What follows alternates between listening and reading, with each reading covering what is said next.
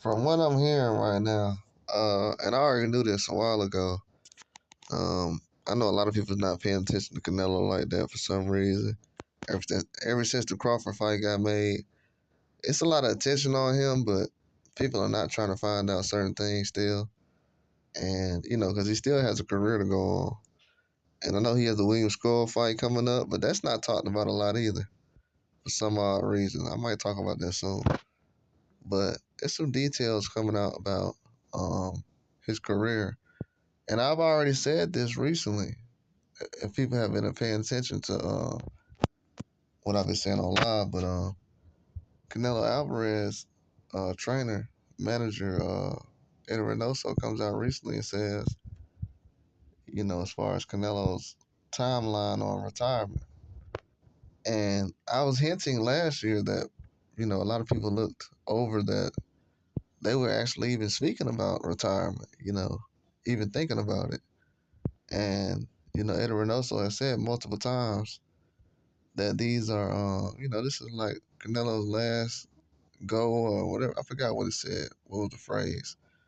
And that was very eye opening. I'm like, why would he use that kind of terminology to speak on Canelo's career? And he basically let everybody know like this is the end right here. And now we're hearing about how long Canelo can actually fight for, how much longer. I'm not gonna put the time length out there because I've actually said that myself already. But I will say, because I got some other stuff I gotta talk about. But I will say,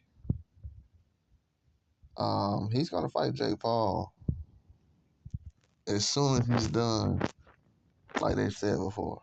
As soon as he's done fighting guys who are active pro boxers who actually grew up fighting for the Olympics or trying to be in the Olympics and the amateurs and pro boxers who put in the work, then he's gonna go out there and fight Jake Paul at the end of that, and that's coming up soon, very soon.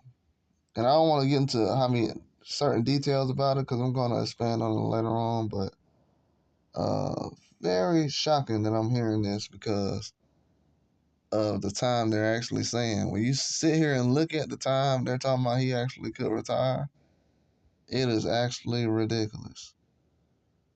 It's wild. I'm not surprised because I've told people for a while now, but the age he's actually could retire at, it's insane, actually.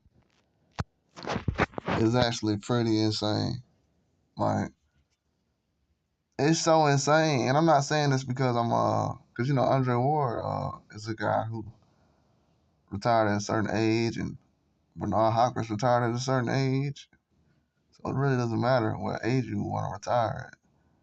But when you see it, the age he wants to retire at is actually ridiculous. Just being honest. Especially when you hear the certain narratives that go around with him and other people and people he's fought. Yeah, it's crazy.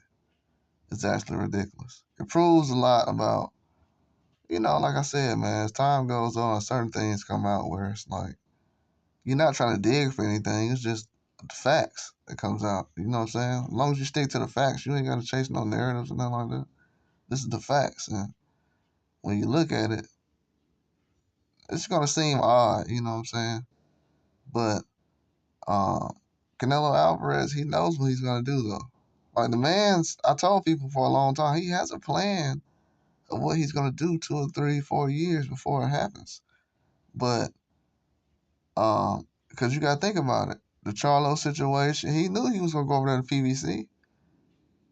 People acting like, oh, well, he didn't know he was going to go to PBC. Bro, he went from being over there with Oscar to the Zone and Eddie, then went over to PBC just in time. So he knows what he's going to do years out. You know what I'm saying? He's been doing it for a while now. But a lot of other stuff I'm hearing is different now.